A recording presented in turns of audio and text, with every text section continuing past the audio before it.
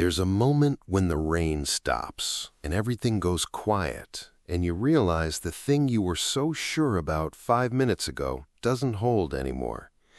I've had a few of those moments in my life, but the one I keep coming back to happened on a Tuesday evening in October, on the shoulder of Route 9, with water running off my forearms, and a woman standing in the headlights of her broken-down Civic looking at me like I was either the answer to a prayer or the beginning of a new kind of trouble. I didn't know which one yet, neither did she. She said 7 words to me that night, 7 words that didn't make a lick of grammatical sense, and I turned them over in my head for weeks afterward, trying to figure out if I'd heard it right. I had, and by the time I understood what she actually meant, my whole life had shifted about 3 degrees off the axis I thought it was fixed to. That's the thing about fixing things for a living. You get so good at diagnosing what's wrong with everything else that you stop noticing what's been quietly failing inside yourself for years. My name is Caleb Marsh. I was 34 years old that October, and I'd lived in Harlan Falls, Indiana, my entire life, except for 2 years I spent at a technical college in Fort Wayne, learning how to do professionally what I'd already been doing in my uncle's driveway since I was 12. Harlan Falls is the kind of town that looks its best in photographs taken from a moving car. 1 main street, 4 stoplights, a diner called Patsy's that has never once changed its menu, a grain elevator on the eastern edge of town, and a water tower with the high school mascot painted on it, the Harlan Falls Owls, faded now to something closer to pigeons. Population 2,400, give or take whoever left since the last census. I ran Marsh Auto Repair out of a rented garage on Clement Street, 2 blocks off Main. 6 bays, a hydraulic lift I'd bought second-hand from a dealership in Columbus, a parts inventory I kept in a laminated binder because the software I'd purchased 2 years prior still confused me. I had 2 part-time employees, Denny Kolcheski, who was 19 and good with his hands but better at talking, and old Pete Birch, who'd been retired 11 years but showed up 3 days a week because, as he put it, his wife had started taking up every square inch of the house with craft projects and he needed somewhere to stand. I drove a 1998 Ford F-150 that had 214,000 miles on it and a dent in the passenger door I got 3 years ago backing into my own parking barrier, which I never told anyone. I lived alone in a 2-bedroom house on Sycamore Avenue that I rented for $680 a month from a landlord named Gerald, who replaced nothing voluntarily and responded to maintenance requests the way a person responds to a distant rumble of thunder, with mild awareness and no plan. The shop was doing fine. Not great. Fine. I cleared enough to pay myself, pay the guys, cover the rent, and put a little away. But a little had become less little lately. The transmission on my truck needed work I kept postponing. The lease on the garage was up in November, and Gerald's nephew had been asking around for the space. I was 34, single, and hadn't been on a date in 8 months, which I told myself was by choice, and which was not entirely a lie, and not entirely the truth either. My one indulgence was the porch on the back of the house. It wasn't much, 6 wooden steps down to a concrete slab, a pair of old Adirondack chairs I'd refinished myself, and a string of amber Edison bulbs I'd hung along the eave one September afternoon when I was feeling something I couldn't name. I left the porch light on most nights, even when I wasn't out there. Old habit, something my mother used to do. I needed to get the garage lease sorted by November. That was my clock. The call came in at 6:42 p.m. on a Tuesday, which I know because I was locking up the shop and I checked my phone when it buzzed. Unknown number. I almost let it go. Then I answered, the way you sometimes do things you can't quite explain. The voice on the other end was tight, controlled in that way people get when they're holding themselves together through sheer force of will. She said her car had died on Route 9, about 2 miles east of the grain elevator, and that she'd found my number on a sign near the highway exit. She said she'd already called a tow company, and they'd told her 90 minutes minimum. "I can come look," I said. "Might be something simple." A pause. "You do that in this weather?" It was raining, had been since mid-afternoon. I looked out at the parking lot, at the slick black pavement and the way the streetlight turned the puddles into mirrors. "It's just rain," I said. I grabbed my bag and my truck and drove out there. She was standing at the front of a silver 2009 Honda Civic, arms crossed over a gray coat that was doing its best against the weather, which wasn't enough. The hazard lights blinked orange against the wet asphalt. She had dark hair plastered to the side of her face, and eyes that I could see even from 10 feet away were red-rimmed, from crying, not from the rain, though the rain was doing its part to obscure the evidence.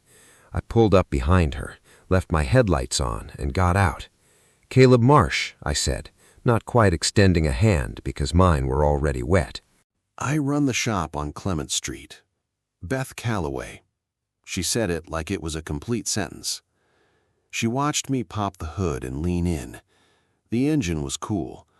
I checked the obvious things: battery terminals, the serpentine belt, the fuse box. Then I found it. The main relay fuse, blown clean. "You got a spare fuse in here?" "I don't even know what that means." "I've got one in the truck."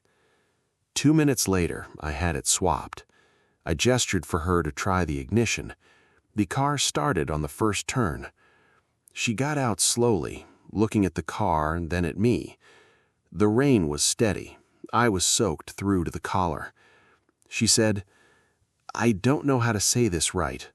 She paused, looked down at her hands, then back up at me, and there was something raw in her expression, something just underneath the composed surface of a person trying very hard not to let the day win. "I fixed a girl's car in the rain, and she said, 'I want to... you. I mean..." She stopped, let out a short, broken breath. "I mean, I want to... I don't know what I mean. I just... Thank you. That's what I mean. Thank you." She blinked. The rain fell. I said, "You're welcome, Beth." And I meant it so plainly that she looked at me for a long moment, like that simplicity had surprised her. I followed her back into town to make sure the car held. It did. She pulled into the lot of Patsy's Diner, and I pulled in behind her, and she rolled down her window in the rain and said, "Can I at least buy you a coffee?" I could have said no. I probably should have said no.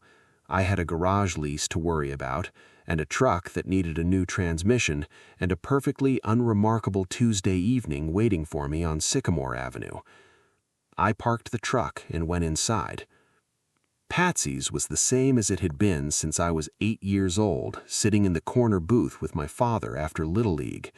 The same vinyl seats, the same laminated menus nobody read because everyone already knew what they wanted, the same Patsy Duval behind the counter, though Patsy herself had handed off day-to-day operations to her daughter Renee about 5 years ago, and now just came in on weekend mornings to drink coffee and supervise. We took a booth near the window. Renee brought 2 coffees without being asked. She looked at me sideways, which I ignored. Beth wrapped both hands around the mug and said nothing for a while. I didn't press. I've learned over the years of dealing with people whose cars have broken down at inconvenient moments that silence is often what a person needs before they're ready to say what they're actually carrying. Finally, she said, "I'm in town to sort out my father's house." "I'm sorry," I said. "He passed?" "Last month. Heart attack." She said it without flinching, but something around her eyes tightened. "He lived on Birchwood Road his whole life, never went anywhere. The house is full of 40 years of everything." She exhaled slowly. "I'm from Indianapolis now. I drove up to start dealing with the estate, and then my car picked tonight to fall apart, so..." "How long are you here for?" She looked out the window at the rain. "As long as it takes, I guess." That was the beginning of it. I came back to Patsy's the next morning for breakfast, which I did every Wednesday because Renee made biscuits on Wednesdays, and Beth was there, sitting at the counter with a cup of coffee and a yellow legal pad covered with notes. She looked like she hadn't slept much. She saw me and nodded with the kind of wary acknowledgement two people give each other when they've shared something unexpectedly personal and aren't entirely sure how to categorize it yet. I sat 2 stools down and ordered my biscuit. Renee, who has approximately 0 interest in subtlety, brought our coffees together without comment. Estate lawyer this morning? Beth looked at the yellow legal pad. At 10, then the house at 12. I don't know where to start. The kitchen. Always start with the kitchen. Everything else in a house can wait, but the kitchen tells you what kind of person lived there. She looked at me. That's oddly wise for 7:30 in the morning. I fix things for a living. You learn to read a space. She smiled. It was the first time I'd seen her smile. It was small and tired, and it changed her whole face. I didn't see her again until Friday evening, and I wouldn't have seen her then except that Denny mentioned he'd seen a woman's car parked outside the old Calloway house on Birchwood Road for 3 days straight, and when I drove past on my way home, out of no particular reason I could name, I saw her in the driveway struggling with a wooden gate that had come off its lower hinge. I pulled over. "I've got a hinge kit in the truck," I said through the window. She looked at the gate, looked at me. "Do you just drive around with tools in case something needs fixing?" "Pretty much, yeah." She stepped back and let me work. It took about 15 minutes. The gate was old cedar, soft in places, and I reinforced the post while I was at it. When I was done, she tested it twice, swinging it open and closed with a careful satisfaction, and I noticed that her eyes were clearer today. Less like she was bracing for something. "Come see what I've done with the kitchen," she said. "I want your opinion." I followed her inside. The house was a 1970s ranch style, everything wood-paneled and low-ceilinged, and it smelled of dust and old books, and something underneath that I couldn't name but recognized as the particular smell of a life lived quietly in one place for a long time. The kitchen had been cleared out and organized into careful piles. Keep, donate, sort later. On the counter there was a coffee maker and a box of crackers and a framed photograph she'd propped up facing the window. "That's him, my dad, Lester Calloway." The photo showed an older man with a round, kind face standing in front of this same house, squinting a little into the sun, smiling. "He looks like a good man," I said. He was. She was quiet for a moment. "He called me every Sunday. Didn't matter if I was busy or distracted or in a bad mood. Every Sunday, same time. I kept thinking I'd call him on a Thursday sometime, just to mix it up. I never did." I didn't say anything. There's nothing useful to say to that particular kind of regret, and I've learned that well-intentioned words often just give it a shape it didn't have before. After a while, she said, "He left me the house, which I wasn't expecting. I thought he'd leave it to my brother, but—" She stopped. "Where's your brother?" "That's a longer conversation." The longer conversation happened the following Tuesday at Patsy's over dinner this time. Renee had stopped pretending she wasn't watching us with open curiosity. Beth's brother was named Wade. He was 40, 2 years older than Beth. He lived in Cleveland. He and his father had been estranged for 6 years over something that had started as an argument about money and calcified over time into something harder. When Lester left the house to Beth, Wade called his sister and informed her with the particular calm of a person who has chosen grievance over grief that he intended to contest the will. "She has a lawyer. I have the will and my father's clear intent, but Wade's lawyer is arguing diminished capacity in the last year of his life, which is—" She pressed her lips together. "My father was sharp until the day he died. He just loved me more than Wade expected. What do you want to do with the house?" She looked at her coffee. "Keep it, at least for a while. Maybe weekends, summers, I don't know. It's the only place that still feels like his." She looked up. Is that foolish? I'm spending money I don't really have on a lawyer to keep a house I can't afford to maintain because it smells like my dad? No, that's not foolish. How would you know? Because when my mom passed, I kept every single one of her coffee mugs. I've got 11 coffee mugs and I live alone and I only ever use 2 of them, but I'm never getting rid of the others. She looked at me for a moment.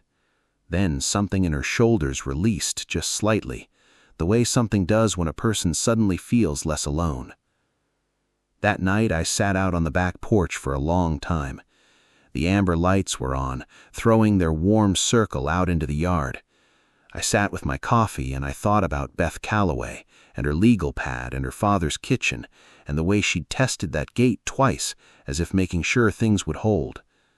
I left the porch light on when I went inside. I always did, but that night it felt like something more than habit. The next 3 weeks moved with the particular rhythm of a thing becoming real without anyone announcing it. She came into the shop one afternoon because her Civic was making a rattling sound she'd been ignoring.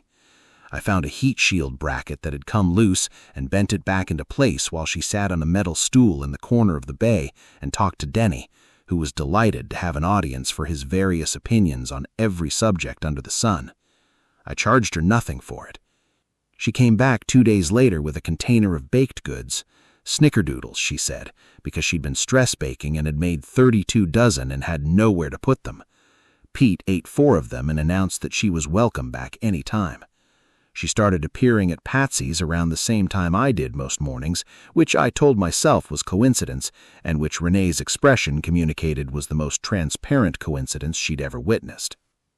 We talked about the estate. We talked about her job in Indianapolis. She was a middle school art teacher, which explained certain things about how she looked at the world, how she noticed the angle of light and the color of things, and the particular texture of a moment. We talked about Harlan Falls, what had changed, what hadn't, the way the town felt like standing water sometimes, still and a little too warm in summer. I told her about the garage lease, and she listened like good listeners do, with her full attention, asking the one right question instead of 5. What do you want to happen? I want to buy the building, I said.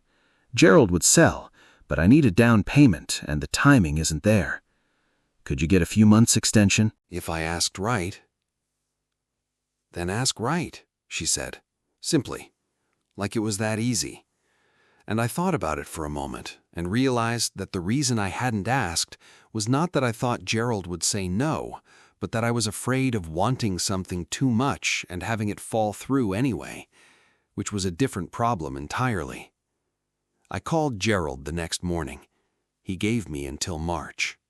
There was an afternoon in early November where the light came through the trees on Birchwood Road in that flat, sideways way it does just before the leaves are fully gone, and I was helping Beth carry boxes out to a rented storage unit, and she stopped in the driveway and looked at the house and said, I used to sit on the front steps in the summers and read for hours. My dad would bring me a glass of iced tea without me asking, just appear with it. You can do that for someone someday, I said. She looked at me. What do you mean? Just appear with what they need. She turned that over for a moment. Then she picked up her box and kept walking. But when she loaded it into the storage unit, she glanced back at me once, and the look on her face was not the tired, braced expression I'd met in the rain on Route 9. It was something quieter and more open.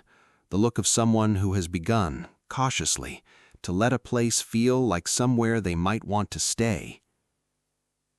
Wade showed up on a Thursday.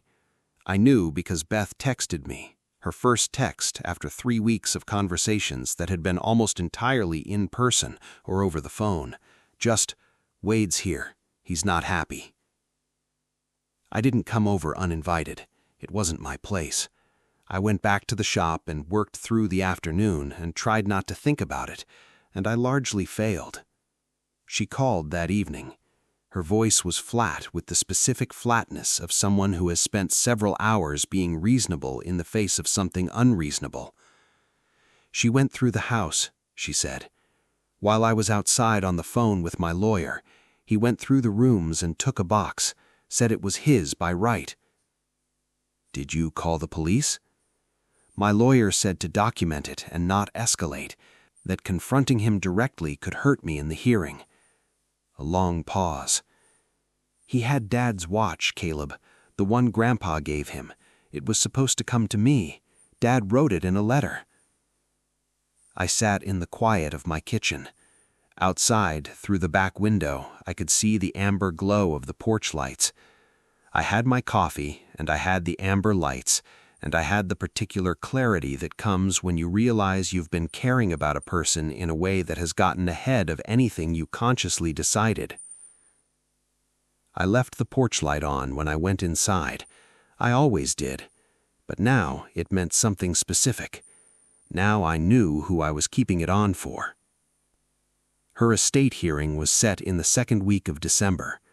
In the weeks before it, Beth carried the weight of it like she carried most things, quietly, practically, with a legal pad and careful plans. But there were mornings at Patsy's where she was somewhere else entirely, and mornings where she was more present than anyone I'd met in years, and I found myself looking forward to finding out which one I'd get with the same quiet anticipation I hadn't felt in a long time. I finished rebuilding her Civic's rear suspension one afternoon without telling her about it. I'd noticed the wear the first time she'd brought it in and had been watching it get worse. I did it on a Saturday when she was at the house on Birchwood Road, and when she came to pick the car up, she looked at the itemized receipt and said, "Caleb, this is barely anything." Parts and an hour, which is what it was. You've been watching that for weeks. Might have noticed it, yeah. She folded the receipt and put it in her pocket and didn't say anything else, but the look she gave me was long and direct, and I had to find something useful to do with my hands. 3 days before the hearing, Wade made an offer. He would drop the contest in exchange for first right of refusal if Beth ever decided to sell and the items he had already taken. Beth's lawyer recommended she take it. She called me from the driveway of the Birchwood house. "I don't want to give him anything," she said. I know that's small of me. I know that's not how my father would want me to think about it. What would your father want you to think about it? A long pause. He'd want me to take the deal, keep the house, let Wade have his version of things. Then you know what you want to do. I hate that you do that, she said. Do what? Ask the right question. It's just what I've got, I said. She took the deal. The night after the hearing was settled, she drove to the shop at closing time. I was alone. Denny had gone home. Pete had gone home. The overhead lights were still on, and I was cleaning up the last bay when I heard her car pull in. She stood in the open bay door with her hands in her coat pockets. She'd gotten her hair cut since I'd met her, shorter now, tucked behind her ears. She looked less like someone in the middle of a crisis and more like someone standing on the other side of one. "I'm going back to Indianapolis next week," she said. I set down my rag. "The house is sorted for now. I've got sub-plans to write and an art room full of ninth graders who apparently have been constructing what my colleague describes as an ambitious installation in my absence." She smiled slightly. "I need to go back." "I know," I said, "but I'm going to keep the house." She looked at her hands. "I'm going to come back. On weekends, in the summer. I want to be here." She looked up at me.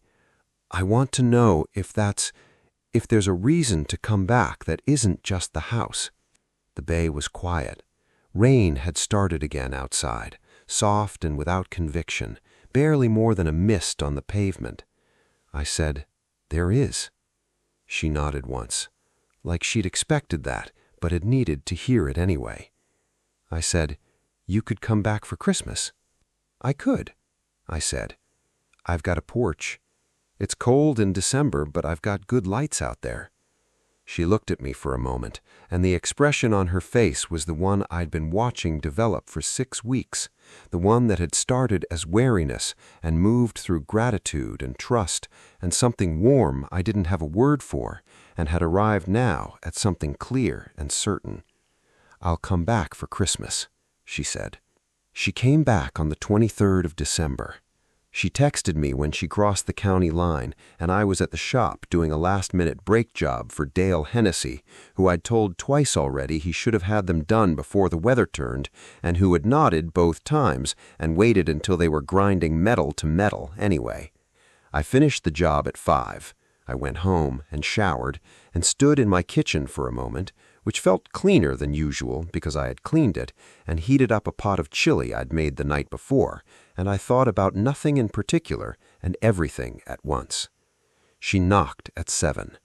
She was carrying a bag over one shoulder and a bottle of cider in her hand, and she was wearing a green coat I hadn't seen before, and she looked like someone who had made a decision and arrived at it without apology. "The roads were fine," she said, which was not the first thing I expected her to say. "Good," I said, which was not the most eloquent response I've ever given. She came inside. She looked around my living room, the 11 coffee mugs on the shelf that I'd told her about, the mechanic's manual stacked by the couch, the one decent lamp in the corner, the back window with the amber glow of the porch lights coming through it. "You actually left the light on," she said. "I always leave it on," I said. She turned and looked at me, and there was something in her eyes that was not a question anymore. I had been careful for 6 weeks, careful about the space between us, about not moving faster than a person who had lost her father and was fighting a legal battle and was carrying a grief that had no clean ending deserved. I had been patient the way I am patient with a complicated repair, methodical, attentive, willing to wait for the right moment to apply the right amount of force. But here was the thing. She had driven 4 hours in December and knocked on my door and looked at my porch light like it meant something, because it did mean something, because I had let it mean something, and I was done being careful. I said, "I want to be honest with you about something." She waited. "I'm 34 years old, and I've been in this town my whole life, and I'm very aware that I am not a complicated or impressive man. I run a 6-bay garage on Clement Street. I have 214,000 miles on a truck I should have traded in years ago. I eat breakfast at the same diner every Wednesday, and I've never once in my life known what to say at the beginning of a thing like this." I paused. "But I've been thinking about you since October, and I've been leaving that porch light on every night since the first week I knew you, and I am not going to pretend that's incidental." She looked at me for a long time. Then she said, "I drove past 3 exits on the highway today because I was nervous." "You drove past 3 exits? I am not a person who is usually nervous." I found it annoying. Something in my chest moved in a way I hadn't expected. "You should have just kept driving," I said. "I thought about it." The corner of her mouth lifted. "But you left the light on."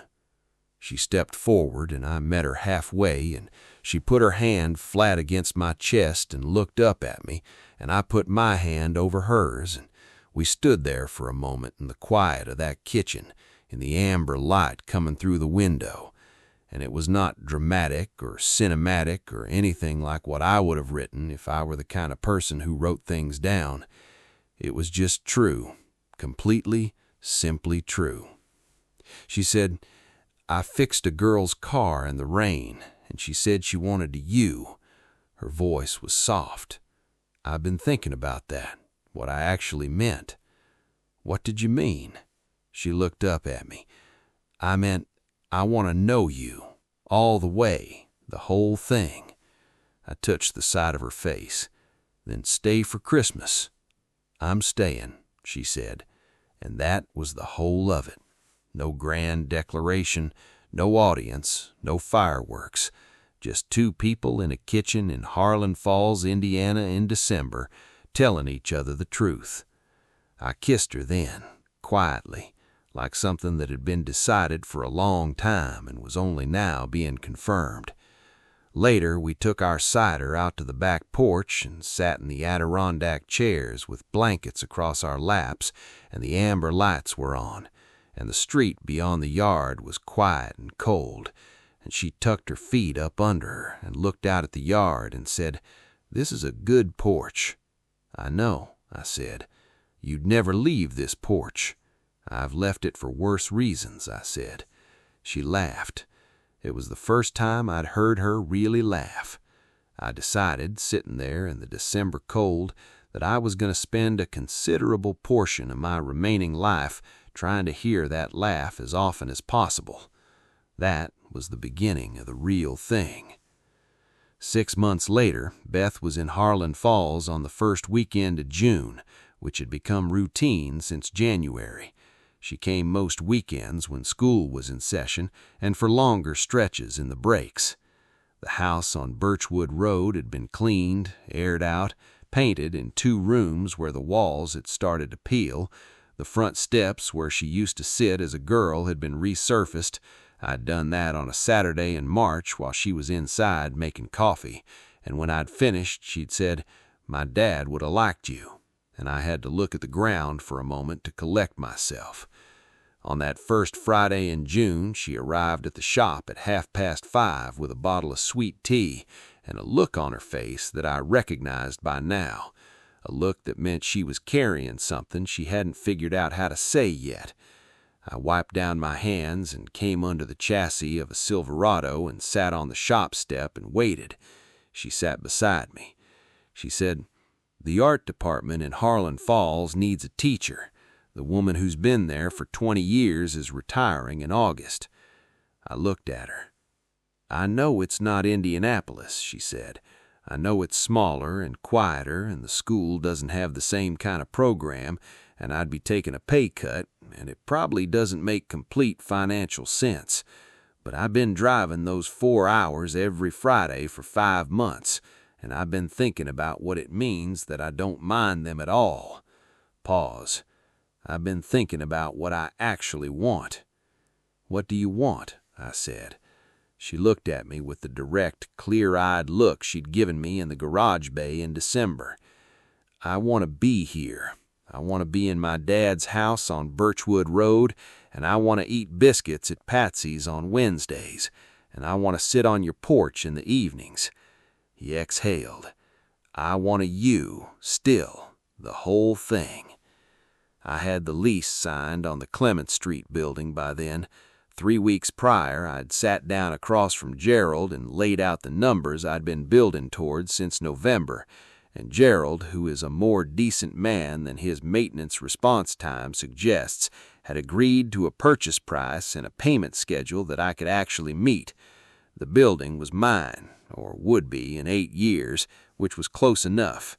I had a life that was taking shape in the particular ways lives do when you stop being afraid of the shape. I said, "Apply for the job, Beth." She looked at me. "Yeah? Yeah." She exhaled a long, slow breath and looked out to Clement Street, at the late afternoon light on the pavement. "Okay," she said. "Okay." She got the job in July.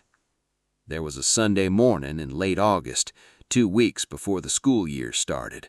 I woke up early, before the heat, and went downstairs to make coffee, and I found Beth already in the kitchen, still in her pajamas, standing at the window with her hands around a mug, one of my mother's, the blue one with the chipped rim that I'd never let anyone use before.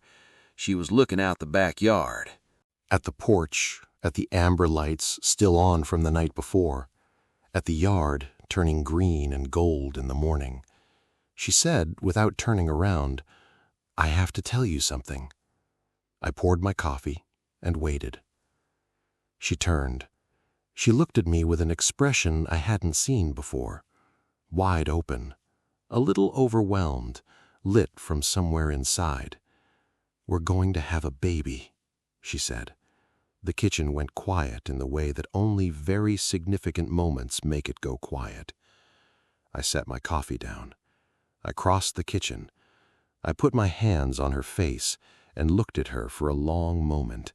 This woman who had broken down on Route 9 in the rain in October and said 7 words that didn't quite make sense and rearranged my entire life. Okay, I said. She laughed. Her eyes were bright. Okay? That's all you've got? I've also got a porch, and a garage I just bought, and 11 coffee mugs, and a truck with 214,000 miles on it that I'm going to need to replace before winter. I pulled her close. We're going to be fine. She pressed her face into my shoulder. I felt her exhale. I felt the whole weight of everything she'd been carrying for a year settle down into something livable, something good. Outside, through the window, the porch lights were still on. She's sitting out there right now, actually. It's a Thursday evening in late August, a little cool for the season, the kind of evening where the light turns everything amber at the edges. She's in one of the Adirondack chairs with a book she's been slowly working through all summer, her feet tucked up, her tea on the armrest. I'm inside, and I'm looking at her through the window the way you look at a thing you almost didn't have. I think about that Tuesday in October sometimes. The rain on Route 9, the blown fuse, the woman standing in the headlights with her arms crossed and her eyes red. 7 words that barely made grammatical sense. I want to you. I know what she meant now. I know it the way I know an engine, not from reading about it, but from working with it, from understanding how all the parts fit and what each one is for, and what the whole thing sounds like when it's running right. She meant she wanted to see me, know me, stay. And she did. My name is Caleb Marsh. I'm 35 years old. I run a shop on Clement Street in Harlan Falls, Indiana, and I own the building now, and a woman who moved here for a job and a porch and a life we're building together. And somewhere between the paperwork and the engine repairs and the Wednesday biscuits, a child is coming who will grow up in this town and maybe sit on these steps someday while someone brings them what they need without being asked. My mother used to say, a porch light left on is a promise. It says, I'm here. I'm still here. Come home. I never stopped leaving it on. I never planned to.